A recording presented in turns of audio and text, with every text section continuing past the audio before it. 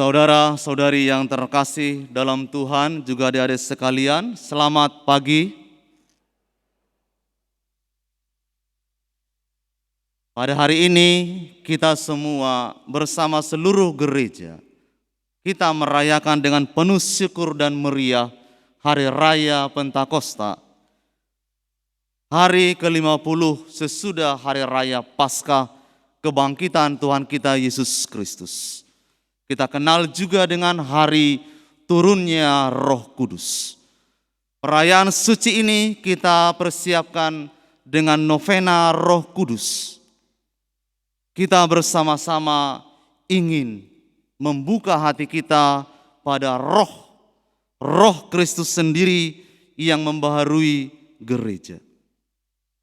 Saudara-saudari yang terkasih, Roh Kudus itu dahsyat. Dari pribadinya sendiri, dia adalah Tuhan. Dan dari karya-karyanya sendiri, sungguh mengagumkan. Hal itulah yang diwartakan kepada kita hari ini. Bagaimana ketika para rasul bersama dengan Bunda Maria, ketika mereka dalam doa menantikan turunnya Roh Kudus ini, ada sebuah fenomena yang mengagumkan. Di mana ada suara yang bergema, lalu mereka dikatakan bersukacita, turunlah roh yang kasat mata itu dalam rupa lidah-lidah api. Ada peristiwa yang luar biasa, mereka bisa berkata-kata dalam bahasa yang bukan bahasa mereka. Orang-orang yang hadir pada saat itu terkagum-kagum, melihat itu, mendengar itu, menyaksikan apa yang terjadi pada saat itu.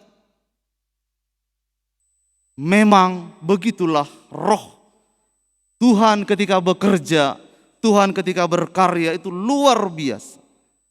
Tetapi para saudara-saudari yang terkasih, lebih dari sekedar peristiwa yang mengagumkan itu, mereka ini sungguh menunjukkan buahnya. Mereka setelah itu menjadi orang-orang yang berubah pikirannya, berubah hatinya untuk mewartakan Yesus sebagai juru selamat dan Tuhan.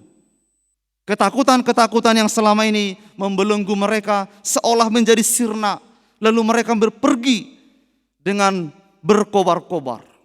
Perkataannya, perbuatannya itu menjadi kesaksian yang nyata.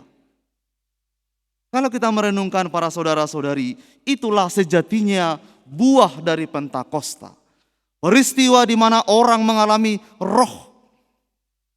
roh Tuhan, tapi kemudian lalu mereka menjadi hidup dibimbing oleh roh itu.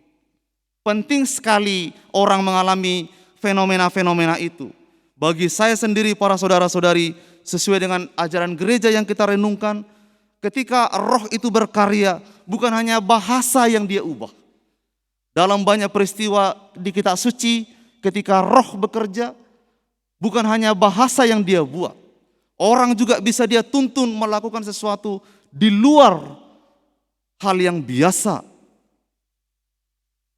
Maka ketika pemazmur itu bernyanyi, itu luar biasa yang dinyanyikan itu. Tuhan, utuslah rohmu, maka seluruh dunia ini akan diperbaharui.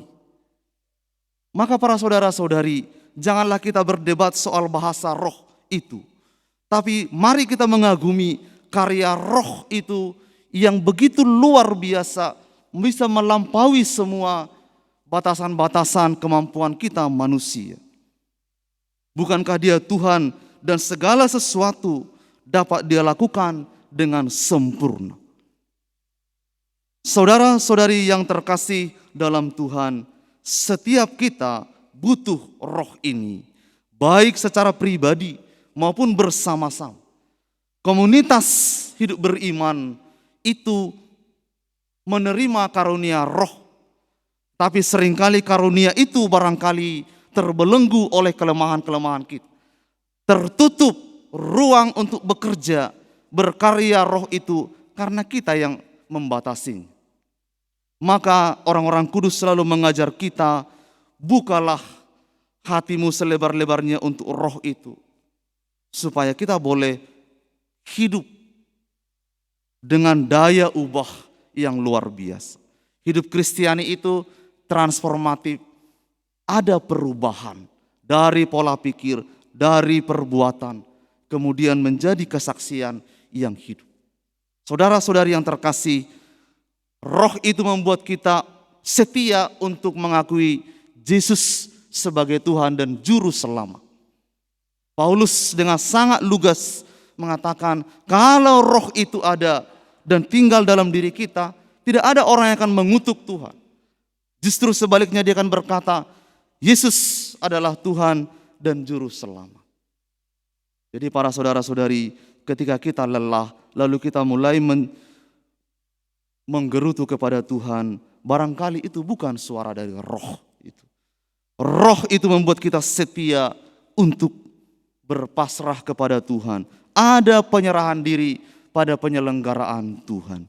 Maka mari kita waspada supaya kita tidak pernah melakukan atau menggerutu kepada Tuhan. Roh itulah yang kiranya selalu berseru kepada Tuhan dalam diri kita. Pendoa yang baik bahkan adalah orang yang hidup dalam roh. Maka Paulus berkata, kita tidak tahu berdoa, tapi roh itu menuntun kita dalam berdoa. Saudara-saudari, Bapak Ibu yang terkasih, kita telah menyiapkan peristiwa suci ini 9 hari. Mari kita sadari roh itu dalam diri kita. Ada roh hikmat, ada roh pengertian, roh nasihat, roh keperkasaan, pengenalan akan Tuhan, kesalehan, takut akan Allah. Di manakah dia yang paling besar? Roh manakah yang lebih besar bekerja dalam diri kita? 1 atau 2 roh saja, saya yakin Bapak Ibu dan kita semua dapat membangun paroki ini, membangun gereja ini lebih mengagumkan dan penuh dengan kesaksian. Mari para saudara-saudari, kita selalu berkata seperti doa yang indah itu, doa kuno itu, datanglah ya Roh Kudus, perbaharuilah seluruh muka bumi ini. Biarlah roh itu datang di hati kita, tinggal di hati Anda, supaya kita boleh mengalami damai seperti yang dikatakan Yesus kepada para muridnya. Damai bagimu. Tuhan memberkati.